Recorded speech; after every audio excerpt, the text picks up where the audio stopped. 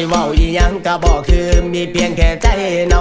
มันควรนั่งเหงาอยู่ซื่อๆปล่อยให้เขาได้เจ้าไปเสียใจสำใดบ่ตามตือมันควรหูโตมันควรจื้อมาเป็นตั้งคือก็เฮ็ดใจอนาคตอยู่มองใดแนมไปหอดบ่เห็นทางเก่งยินขาดเข้ามอใส่ห่างหาห่างแต่หนูรอไต่กบมือนี้กับพ่อเข้าใจท่านเจ้าหัวเลือกสิฝืนคบความหักที่เราก็ต้องจบด้วยการลบเจ้าด้วย